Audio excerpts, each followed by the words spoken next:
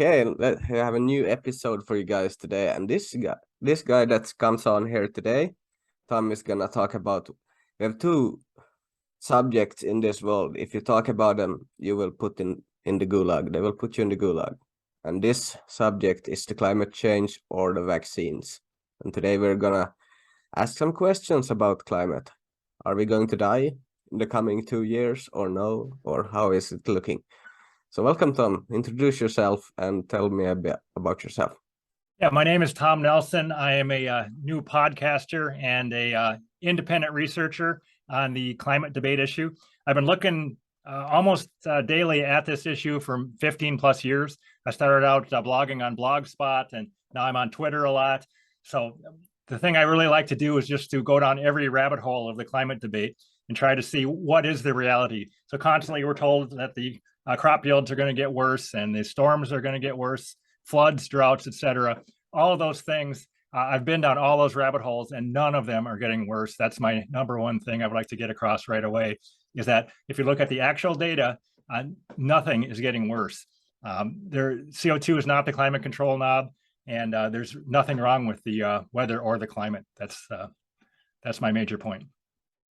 Okay, so because we know, if you look in the past, I don't know shit, but I've seen people that supposedly know that we have had ice ages in the past. We're going through cycles up and down.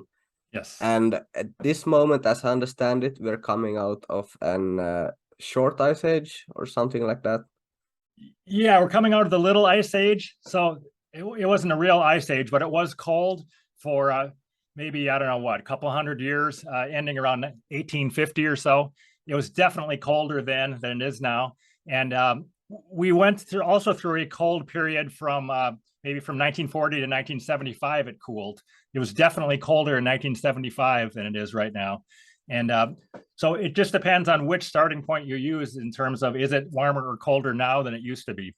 Definitely warmer than some periods in the past, definitely colder than other periods in the past, but there's nothing alarming or unnatural going on with what we're seeing right now. I do think that humans have some effect on the climate, but it's not a very big effect on the climate.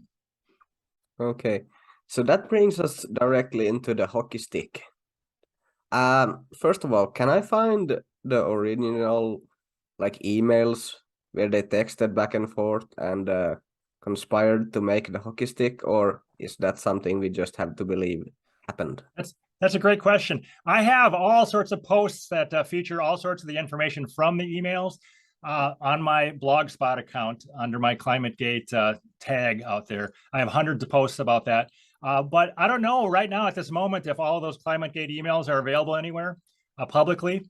They were for quite a while. There were some sites where you could search them. They had search engines kind of attached to them. But I don't know right now if you have all of them. I have all of them actually right now in my possession that I can look at on my computer. But I don't know. We should probably ask, because we should probably get them all put out there. There's like 200,000 of them. So that's all I know. It's more than maybe an evening's work to dig through that. Yeah. So let's explain a bit. What do I mean when I talk about the hockey stick and the IPCC? What's happened there? Yeah. So the IPCC is the Intergovernmental Panel on Climate Change. And before the hockey stick came out around 1998 or so. Before that, the IPCC had a report, and they had a famous figure there that showed a pretty large medieval warm period where they graphed this was Northern Hemisphere temperatures. They showed the medieval warm period as being much warmer than the current period. That was the official blessed thing that the IPCC put it in their gold standard report before the hockey stick came out. There's just tons of peer-reviewed studies that back that up. The medieval warm period was global and it was warmer than now. But in 1998, Michael Mann came out with this hockey stick graph that purported to show that that wasn't the reality at all, that basically the graph of global temperatures looks like a hockey stick where it was pretty much flat for a long time. And right around 1850, supposedly when we started burning fossil fuel, then the blade of the hockey stick starts and temperatures shot up. So they were very straight for a long time, not changing much. Then they shot up as soon as we started burning fossil fuel. That's the story, but that's not the truth. There was all sorts of natural variability before that. And the little ice age did bottom out maybe around 1850 or so, but the hockey stick is not correct. There's been tons of other peer-reviewed studies that do not agree with the hockey stick, and it's amazing that people are still promoting it, but it doesn't have scientific backing, and it's not the truth. So that's the biggest issue. I've never really looked at this climate stuff. I hear about it, of course, every day. We're supposedly going to burn in a few years. But if we're starting from a premise that everything we're looking at is wrong, how do we come to a conclusion then? Because we can look at people saying that Greenland is melting, Antarctic is staying the same or building some ice. But if you don't have a beginning and know where to look from, okay, here it was back in 2000 years ago, and now we're here. So how do we even combat the information? Can we combat that misinformation? Yeah, I think we just need to let people know that we have all these peer-reviewed papers and we have all these observations, lots of different ways to show that it was much warmer. I mean, if you go back far enough, there were crocodiles and palm trees in the Arctic, if you go way, way far back. And CO2 is not the climate control knob, and CO2 isn't the reason that happened. But there are all sorts of evidence of warmth in the past, like there are tree stumps that are dated to 5,000 years old that are much further north than the current tree line in the Arctic. So just that piece of information right there, what is that tree doing up there? It must have been warmer 5,000 years ago, quite a bit warmer than it is now. And there's all sorts of information like that. And Greenland really did used to be warm back when the Vikings were there. I've heard stories of that. It is melting a bit now, but it's uncovering farms that were there. In geological terms, it wasn't very long ago. It was like 1,000 years ago that they were able to farm places that are just now emerging from the ice. So over and over. Another one you can look at is that Otzi, or the Iceman, that was discovered in the Alps. I think he was supposed to have gotten killed up there about 5,300 years ago. Then I think his body laid there under ice for probably thousands of years. Just in the last 30 years or so, he melted out of the ice, and they found all sorts of artifacts there. But that type of thing again shows you that evidently when he was there, you might have been able to just walk around with no ice there, and then he got covered for a long time and preserved for that many thousands of years. Then he melted out of the ice. So the Earth's temperature fluctuates, and ice ages come and go. Chicago, where Chicago is now, was buried under thousands of feet of ice not that long ago in geological terms, maybe 20,000 years ago. And we're supposed to be sad when ice melts, but do we really want that ice to come back? It probably is coming back at some point. And I think we should enjoy this warm interglacial period while it lasts, because warmth is better for humans than cold. Yeah, for sure. As I'm from Finland, and we have been under ice for thousands of years, and we're very familiar with we have big stones that have been traveling with ice, and we go look at them and climb on them and look. Thinks it's like a funny thing to do. So yeah, I don't think any Finnish person is sad about it's getting a bit warmer. If it does, I've heard that quite a bit. Some scientists just went and talked to the people in Greenland. I can't remember who was just reporting back, but he was saying that if you talk to the people in Greenland, the story is they're supposed to be super bummed if the temperature gets warm up there. But he was saying that they're liking the warm weather. I mean, there's a lot of advantages if Greenland warms up to as warm as it was when the Vikings were there. It's a more hospitable place to live. The whole idea that we want Greenland to get colder, or we want Canada to get colder, we really don't. It doesn't make any sense. Right now, we can farm wheat in Canada. If it gets another degree colder Celsius, that's going to really cut back on the farming that we can do in Canada. So this whole idea that colder is better is just not true. In the past, they've called these warm periods, they always called them optimums. Warmth was optimum. And historically, humans have for sure done better in warm periods. And I was just reading about the little ice age. That was a bad time to be a human, because crop yields were small, and people were starving, and there was more disease. And arguably, I think the weather actually was worse than it was now, because this whole idea that in warm periods the weather is worse, I don't think that's true. I think in general, in cold periods, the weather has been historically worse. So I don't see anything to worry about this slight warmth that we're enjoying right now. Yeah, yeah, I think that's pretty common sense if you look Yes. at it when especially when you live in the north. The problem might be, I don't know, do you have a time scale of how the cycle would go? Are we looking at 100 years, 1,000 years before we really see some change, or have you looked at that data? Yeah, that's a great question. And I don't think anybody on Earth knows if it's going to be warmer or colder in 2050 than it is now or 2100. I don't think these cycles are regular enough so that we can tell what's going to happen.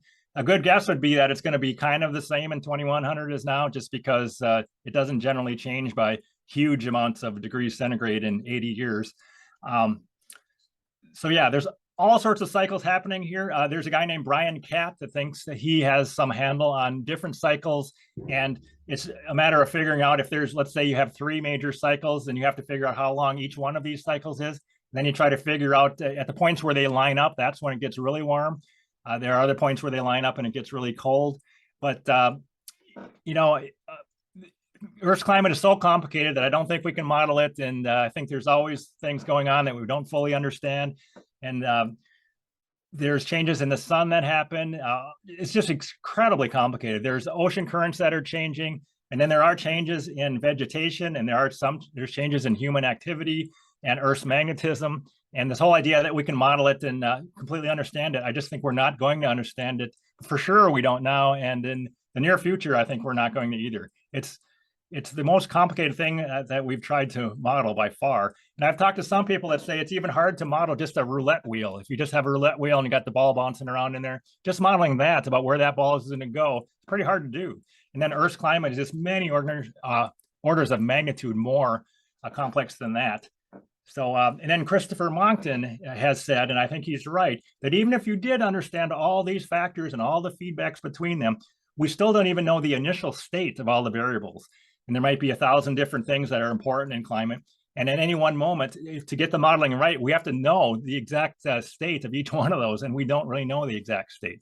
And there's other things going on, like Brian Katz again thinks that underwater volcanoes are a big factor. We don't even know where they are necessarily still. There's all sorts of stuff going on with lava and all underwater volcanoes. And I think one reason why we're seeing some melting in the Antarctic is because of underwater. The volcanoes are adding heat to the water. So this whole idea that CO2 is the reason for heat coming down from the atmosphere, not necessarily true. So again, there's all sorts of stuff going on under the sea that we don't necessarily understand. Very, very complicated. I don't know if I answered your question, but that's part of it. Yeah, and that's just basic stuff. If you go look at the weather channel and you see them predict sun tomorrow and it's raining, and you're like, yes, and you're supposedly knowing the weather 50 years ahead of, I mean, that's just stupid. it is. And you can even see now that there's some graphs out there showing how much warming we were supposed to have by now versus how much warming we have had by now. And there's maybe 90 different models they had, call it 30 or 40 years ago. And basically all of them have overestimated how much warming we've actually seen. So they've, and I don't think we have any models that can even successfully predict the past without all sorts of fudge factors. Like it's easy for me to say, like we have the US, we have the Super Bowl champions in football. I can easily tell you, I can make up a model that tells you who's going to win all the past Super Bowls. I can cheat and do that. But if you want me to predict who's going to win the next 10 Super Bowls, there's no way. Nobody can do it. It's there's a certain number of players, and maybe you can put some data in there and try to figure it out. But anyway, it's easy to predict the past if you have enough fudge factors.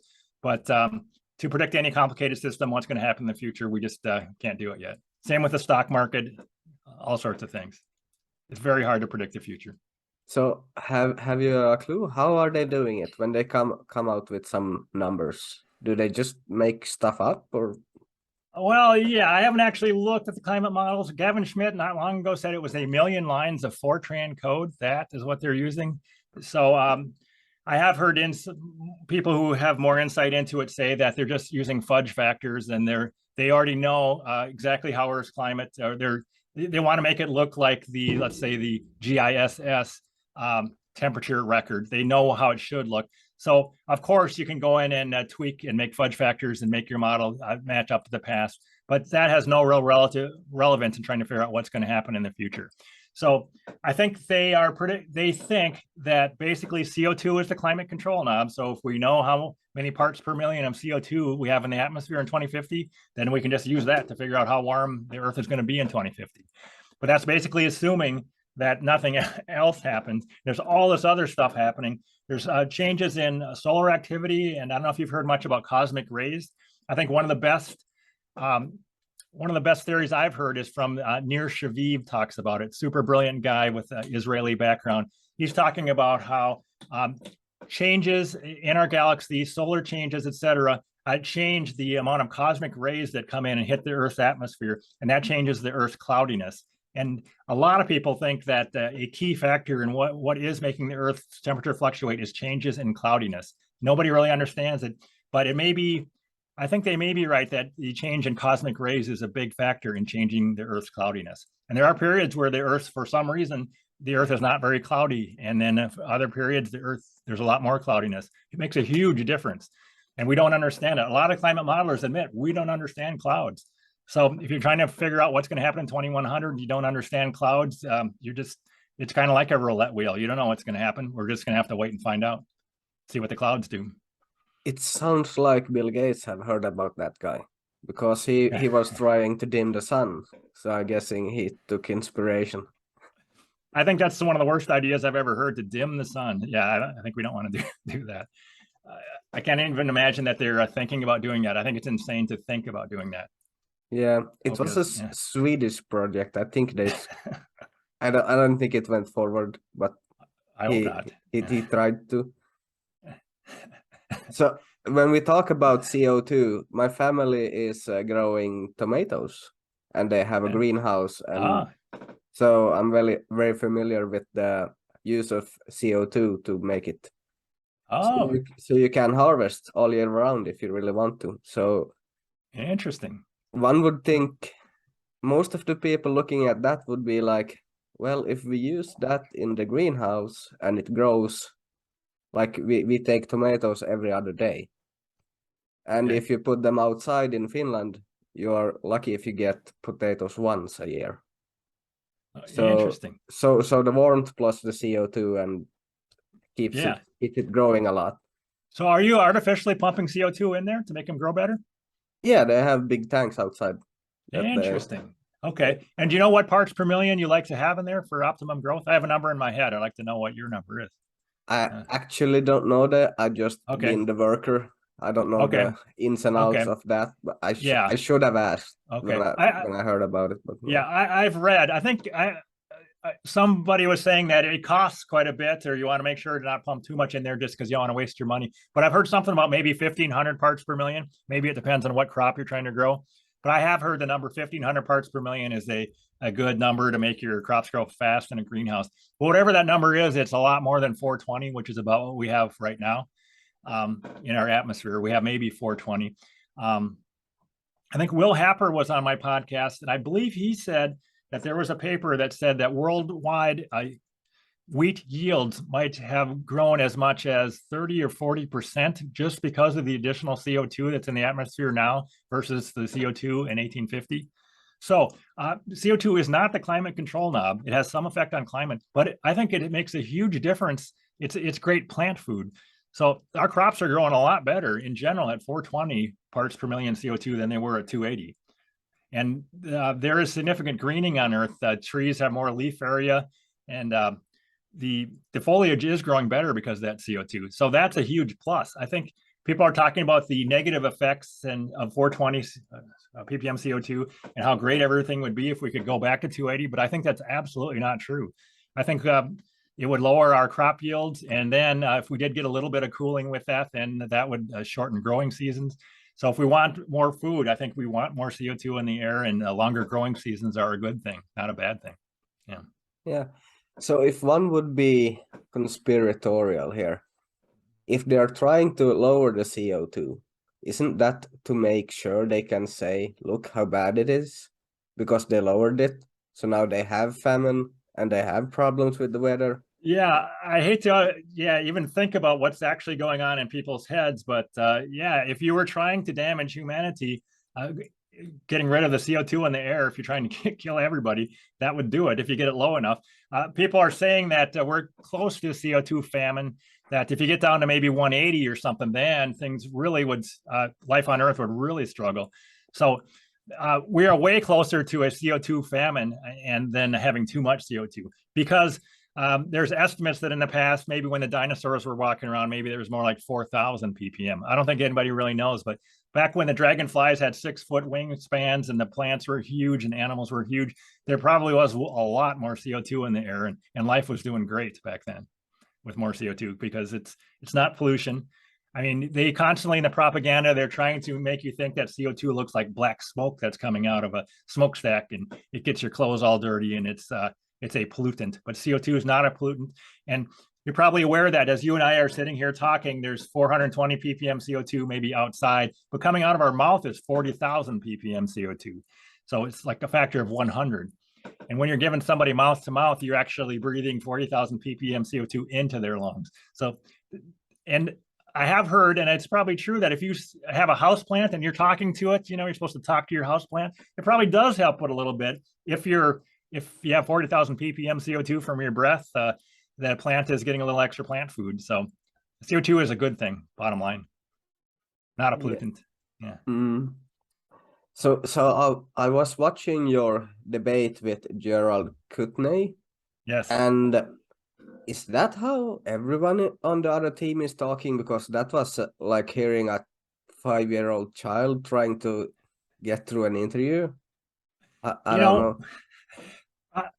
That's one of my only times that I've had to debate somebody on a podcast. But on Twitter, I see that kind of thing all the time. That it just seemed like a lot of people have devoted their life to this whole thing, and they haven't spent 10 minutes looking at the possibility that they might be wrong. So I don't think he's that atypical. I think in most cases, if people took the time to look at the evidence for themselves, then they would be on our side, because if you look at it, it's like a house of cards and it falls apart instantly if you look at it. So I think most people have not examined their views, and it's a group think, and they just think, hey, CNN told me, I saw it on TV that there's a problem, and I heard that all scientists believe in it, and who am I to disagree with them? And I should say there was a time, maybe in 2005 or so, when I was a casual believer in it myself. Back then, I believed when people said scientists said something, I would tend to believe it because I thought that somebody else had done the thinking and it must be right. But clearly, around 2006 or so, somebody sent me an email saying, you should take a look at the data, and here's the reason why you shouldn't believe in it. And pretty quickly, as I dug into it, I could see that none of it matches up. None of the alarming claims match up. And it's so easy to check. Like with the crop yields, people are constantly saying on the alarmist side that the wheat yields are going to go down. Corn yields in Africa are going to go down. Bill Gates was just saying that corn yields in Africa are going to go down something like 20 to 70%. But then you can just go to Our World in Data and you can pull it up. What's happening with corn or maize yields in Africa, and you can see the graph just up and to the right, up and to the right. So you can check that easily in 5 minutes yourself. You don't have to be a climate scientist. Just an ordinary person with ordinary curiosity can look this stuff up so easily, and you can see that doesn't make sense. Yeah, that's an issue that I struggle with on the COVID side too, because people are saying, oh, well, you're not a scientist. Well, the data is out there. You can go and read it. It doesn't matter. It's not like every entrepreneur, like the big companies in the world. Most of the people that started those companies didn't go to school. They just found something they like to do, and they are great at it, and that now they are billionaires. So I don't see why ordinary people can't just learn. Yeah, ordinary people for sure can learn. They just have to have enough self-confidence to do some fact checking on their own. I think this goes back to like the old days when actually it wasn't that long ago when there was bad weather and they actually burned witches or they killed witches to make the bad weather go away. That I don't know when that was, a couple hundred years ago. I got to look it up. It seems like that would have been many thousands of years ago, but in the human terms, it wasn't that long ago. When the weather was bad, they had to blame somebody, and they picked people that they didn't like. So we're just coming back to that oh, there's a hurricane or there was a drought somewhere. The bad weather must be caused by people we don't like. Maybe it's the CEO of Exxon. He is the reason. He's all greedy and everything. That's why this bad weather happened. And it's just pretty amazing that we're living in 2022 and we have access to all this information. People still believe that bad weather is caused by people that they don't like. It's kind of mind blowing that this is still happening. Yeah. But Yeah. the truth is, the CEO of Exxon is a shithead. He might not have anything to do about the weather, but he's a shithead Oh yeah, nonetheless. I don't know him. I have no opinion on him, but I'm pretty sure he doesn't cause bad weather. I don't know what else he's doing. So yeah, I was when I was listening to your podcast about that. I don't know much about fracking, but I Oh, know there might be, or maybe not, should be some reason to be skeptic about it disturbing the earth and making earthquakes. Is that a thing or no? that's a rabbit hole I haven't gone very far down, but I've heard from quite a few climate skeptics that it hardly does anything. Somebody was just on my podcast saying that they were trying to block fracking because they're trying to set the threshold for the disturbance of the Earth's surface at like just so very low that any like you drop your lunch pail or something, it just barely any little tiny thing is too much disturbance. But I haven't seen any data myself indicating that you can cause actual any real earthquakes through fracking. I've heard that that's just another excuse to try to stop fracking.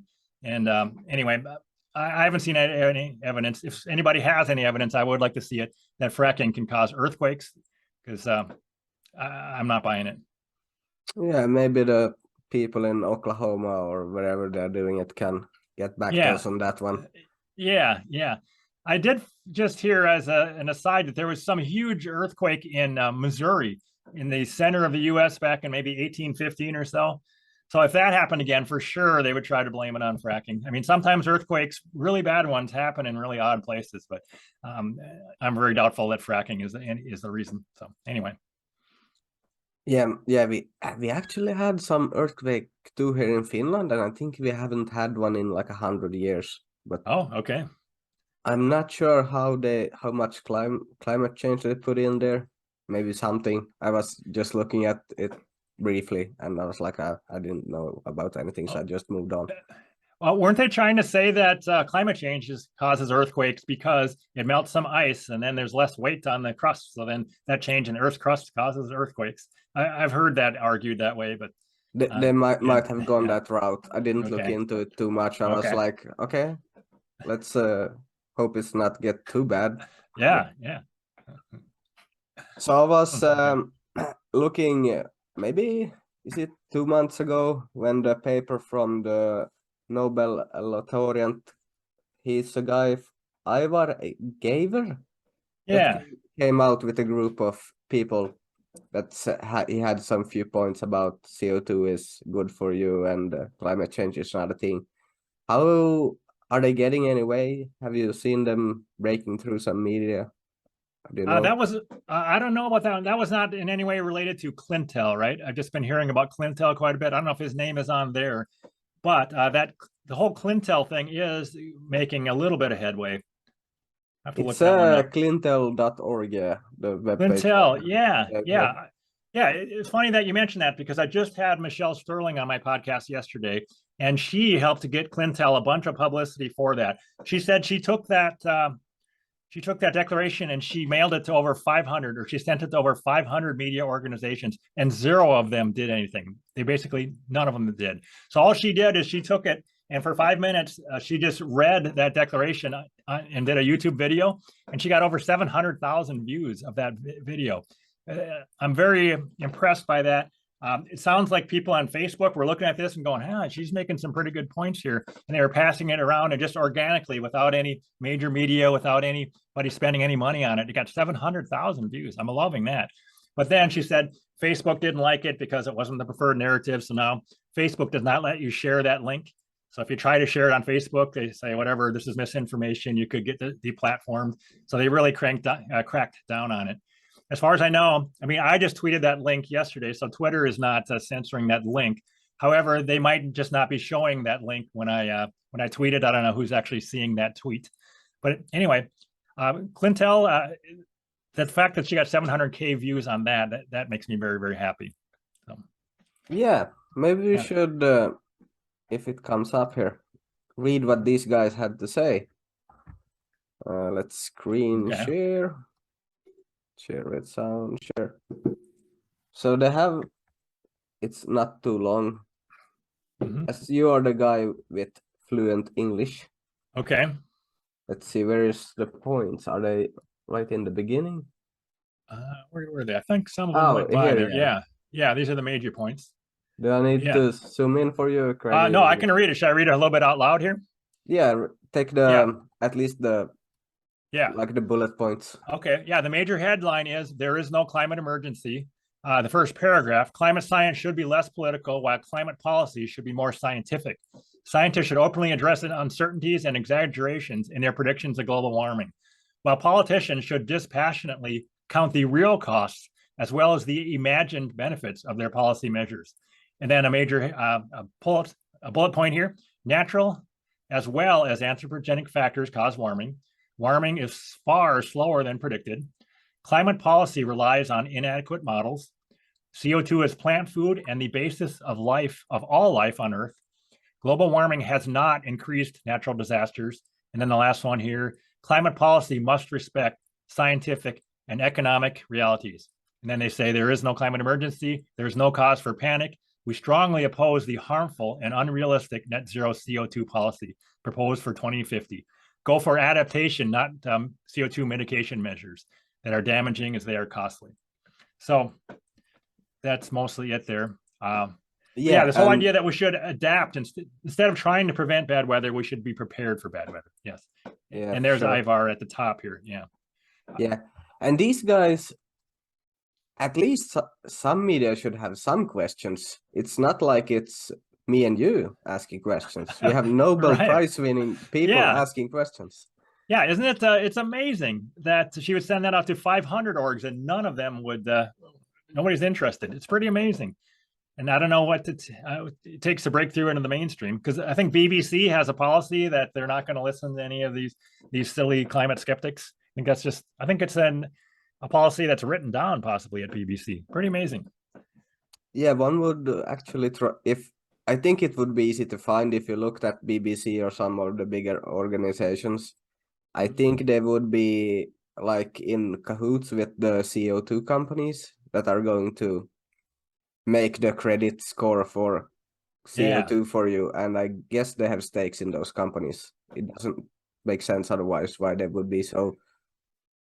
Yeah. Actually want to know anything.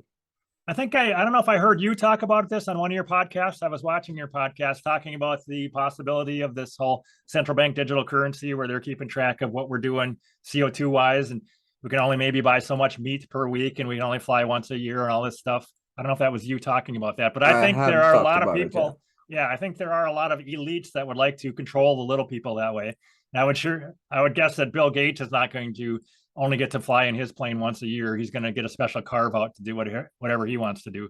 So I think we do need to fight this with every fiber of our being and don't let them, don't even give them an inch anywhere. I think we should fight it everywhere we can hard because we don't want this brave new world. Yeah, I totally agree. I'm gonna try leaving the COVID behind and maybe go more into the climate change debate now, because I think that's the next thing we need to focus on. Yeah, I don't know if you saw that hidden camera thing with CNN where they explicitly said that. It came through Project Veritas. Yeah. They were saying, hey, this is going to be our next thing, climate, and it sure is. Yeah. But I think that's obvious one. Everyone that has been looking at the news or how the media is actually working for the past few years, you knew war is coming and climate change is coming straight after, because they need something big. Yes. Yeah. So I don't know how much this is breaking through though to ordinary people. Like in my ordinary life, almost nobody ever brings this up. As I talk to people, I don't mention I'm a podcaster or anything. I just talk to people, and I don't hear people saying, "Oh, we're all going to die. We better not drive our car." People are just they're driving their cars. They're talking about wherever they flew on vacation. I don't know if you see a lot of that among your friends, that people seriously think CO2 is going to kill us, because I'm not seeing it. No, I actually don't. I'm surprised because I see people say it's bullshit. But if you ask why, they don't really have an answer. They just somehow know something ain't right. Oh, good. I'm glad to hear that. That makes me happy. Yeah. And also the easiest one is when they're telling us now, even in Finland, buy electric car, and also we need to save electricity or we're gonna die this winter. People usually have a question or two because you can't really have that policy. Yeah. So did you happen to see this Thomas Massey thing when he was talking to Pete Buttigieg about the U.S. Secretary of Energy, about how much electricity it takes to charge your car? It was fascinating. I did not see it. I just saw that. He was asking him, Massey, who's a smart guy, was saying, okay, let's say we do this thing, and by 2030, we get rid of all of our fossil fuel cars. And the average American household, I guess, has 2 cars. So let's throw out our fossil fuel cars and have 2 EVs in each household. How much energy, how much electricity does that take compared to the fridge that's running in their house? Very interesting. And the answer was 25 times. It's like each one of our families in the US is going to plug in another 25 refrigerators.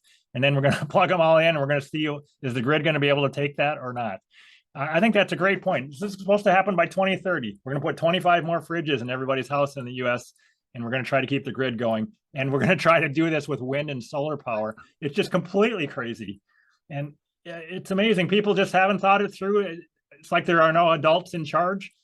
And a lot of people that I have been talking to on these podcasts that I've been doing have saying there aren't adults in charge. And what we're going to have to do is just run up against the edge of this and hit the blackouts. And once people see that the lights don't go on, then they're going to demand, I guess, real power. They need to have their lights on. But it's not like we can find the solution beforehand. We actually have to let the lights go out first. I don't know. I don't like that idea. And I don't like the idea of trying to heat my house here in Minnesota if we run out of natural gas and there's no way to heat my house very well. I am going to burn wood if I have to keep the pipes from freezing. But it just seems crazy in 2022 when we have all this technology that we can't keep the lights on necessarily. It should be pretty easy, given how wealthy we are and given all the technology we have. We should be able to keep the lights on. It's amazing. Yeah. So the climate cult has done a lot of damage. That's for sure. Yeah, and they're gonna do more. Yes. And, because in Finland, I think the plan is not 0 at 2030. I think it's 35% should be EV, at least of the state vehicles and taxis and stuff like that. Okay. And 2050 is the net 0, supposedly. But I don't see how that works because Finland is a very small population and it's a long country. So everybody's using cars.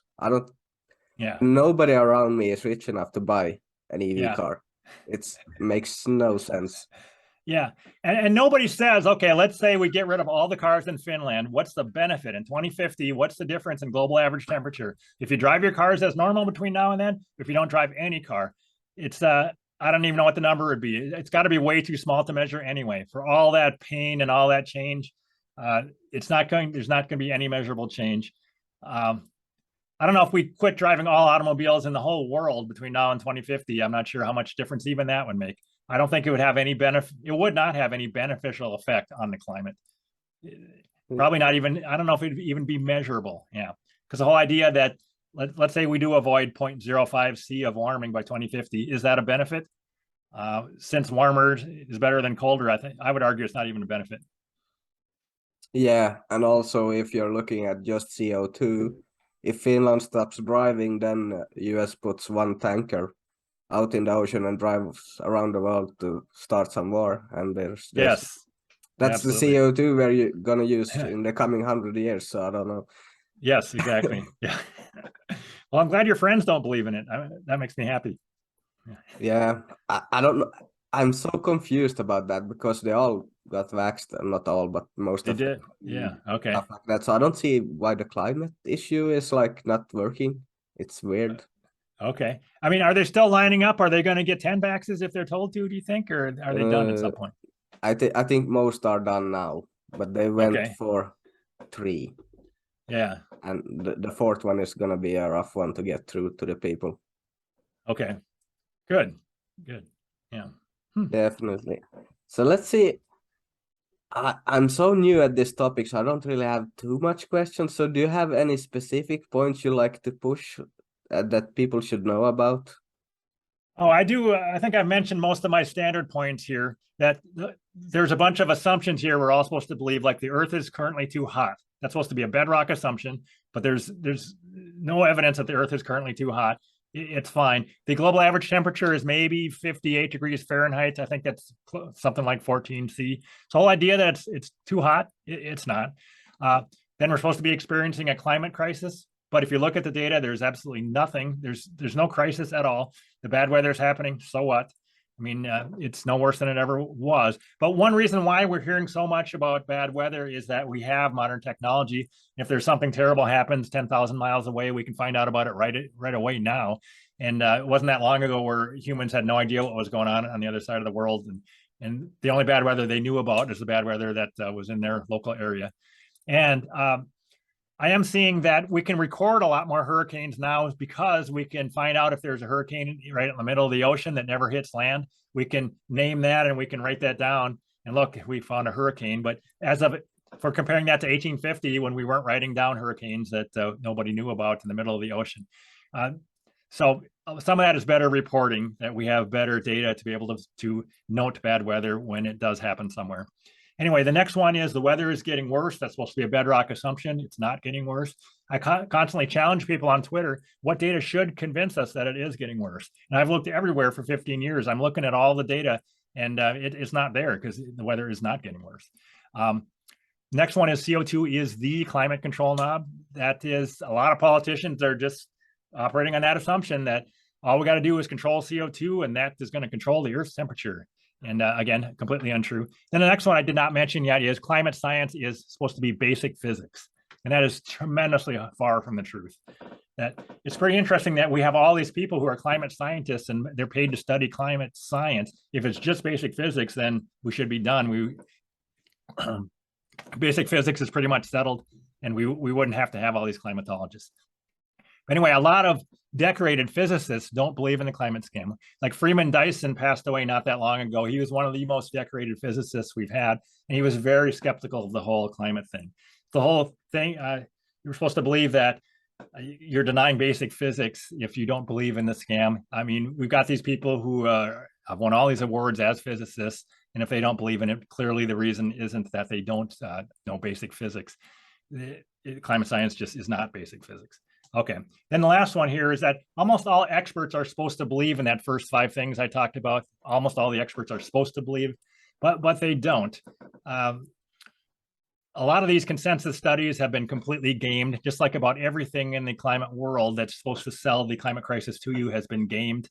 So you're supposed to think that if you go around personally, and if you were to talk to each scientist in the world, they would all say, of course we're experiencing a climate crisis. That's absolutely not true. And what I like to point out is which one of these scientists or what % of them are living as if they believe there's a climate crisis. Because if I actually thought that CO2 might kill my children, then I wouldn't drive a fossil fuel car. And I would be living very differently if I really thought that, I mean, I love my kids. I would do a lot to prevent them from dying. So I would be living a far different lifestyle if I believed it.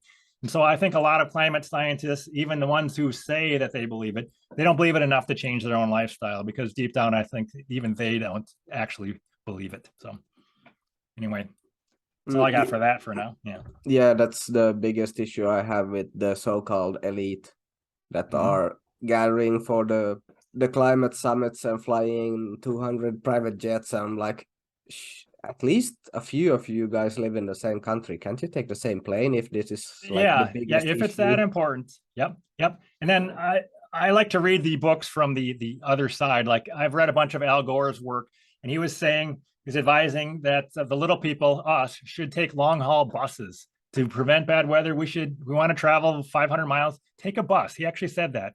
But my question is, how often does he take a bus? I mean, how often does he get on a Greyhound bus when he wants to go 500 miles? I would say probably never, because he doesn't believe in it strongly enough to put himself out. He just wants us to do it. And then another thing that he wants us to do is line dry our clothes, which my mom used to do that all the time back in the day. Just put your clothes outside even in the wintertime to dry, because that's a good, cheap way to do it. But does Al Gore really line dry his clothes? Or does he just put them in the dryer like everybody else because it's not really worth taking his own advice. So I think there's a lot of advice that we're given that people are just hoping that we will believe in it because they don't actually believe in it. Yeah, that's the elite mentality. Actually, don't do as I say, do as I. Yeah, exactly. So I do have a few more. As I say, not as I do. or I have a few whatever. more points I could make here if you have time here. I got Oh, for sure. Go yeah. ahead. I mean, one big one I haven't mentioned is that there was a Lancet study that was officially published that said cold weather kills 20 times as many people as warm weather. I think just that one fact is absolutely huge, where we're supposed to believe the earth is too hot and we want it to be colder. I mean, cold weather is clearly far more dangerous to humans than warm weather. And if you're homeless and you have to sleep outside somewhere, if it's a warm night, you're going to be fine. But if it's a cold night, you're going to die if you don't have any way to warm up. So people prefer to go to warm places for their vacations in general, and people prefer to live in warm places. Like even in Canada, if you look at the population dispersal in Canada, some huge percentage of Canadians live within a short distance of the U.S. border where it's warmer. If you go further north, there's hardly anybody lives up there because people don't like to live or it's really, really cold. And of course, other than researchers, I don't think anybody lives in Antarctica. But I think there was a time when it was warm enough, so there were trees, I think, down there if you go back far enough. And so if that ice were to melt and we'd have trees in Antarctica, people could live there again, and maybe that wouldn't be so bad. So again, cold is worse than warm. I have another graph here about Bjorn Lomborg likes to talk about how climate-related deaths are down something like 98% in the last 100 years. So this whole idea that that the weather's getting worse and we're likely to die from climate change. It's just we're 50 times less likely to die right now from bad weather than we were 100 years ago. So Alex Epstein, which is a great spokesman for reality here, he says that burning fossil fuels, it hasn't taken a safe climate and made it dangerous. Burning fossil fuels or using fossil energy has taken what is a dangerous climate and made it safe for us to live, because we have the ability to stay warm now, and we've got warmer clothes, and we have all these ways that we can survive bad things that happen in the climate that we didn't have. So fossil energy is absolutely critical to human well-being and to human safety. So the whole idea we should get rid of it to become safer is ridiculous. Yeah, that's the biggest issue I have when we need to like stop using fossil fuel. Well, everything is fossil fuel. Even the medicine we use today is Yes. fossil fuel. So I don't know, how do one stop doing that without killing like at least half the population of Earth in like months? Everybody would die. Yeah. So climate policy, crazy climate policy is incredibly dangerous. So the idea that they're going to make the climate safety is not a non-starter, but the idea that these policies are going to kill us, or the policies can kill us, that is a real possibility. So I think we have to push back against this craziness as hard as we can. And it is fun for me to push back because it's so easy, because none of it makes sense. I have a number of slides here that I'm just looking at that different ways to push back against it. It's kind of like shooting fish in a barrel or something. It's part of the reason why I've enjoyed doing this for 15 plus years. Is just I enjoy seeing what people are saying on Twitter and elsewhere, and constantly I'm using Google News to look to see what they're saying, and I'm pushing back. I wanted to mention that there's a guy named Tony Heller. I don't know if you watch his videos, but he does a great job. He's got a really good YouTube channel, and that's his thing, where he uses Google News pretty much every day to pick out some crazy things that the media is saying. And then he makes a brilliant video that's maybe 4 or 5 minutes where he says, this is why this is crazy. Here's what the real data says.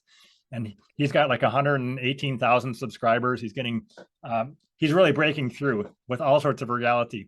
He broke through to the point where on the BBC, recently they were saying, please don't listen to Tony from YouTube, because you should be listening to the alarmist people. So I thought that was interesting that they named him Tony from YouTube. The BBC even sees him, I guess, as a threat because he's pointing out real data that pushes back against the scam. So that's fun. Yeah, it sounds like my kid is he's crying and asking for me. Okay, all right. And we're close. We are 50 minutes in, so I think this is a good start. We have to come back when I get a bit more familiar with the subject, so I can actually talk about it. Now I'm trying to gather some information. Okay, all right, sounds great. Yeah. So before we leave, you have my face is in the way, so you can't really down there. Tan123 is your Twitter. Yes. I've had my face in the way all the time, but tell me where people should go. Where's your podcast, your Twitter, whatever social media you have? Yeah, that's pretty much it. If you go to my Twitter, which is Tan123, you can find me there. And then if you go on YouTube and type in Tom Nelson climate, then you'll find me there too. My podcast is out there. That's all you need to do. Okay. Sounds great. I'm gonna put some links to that, and hopefully see you in the future. And That sounds great. Yeah. Gonna do my best to get you on the union. Yeah. We That's a talk great about this. podcast. Thank you for telling me about that. It's an excellent podcast. Yeah. For sure. Right. Well, have a great day, and all right. see you sometime soon. See you later. All right. Goodbye.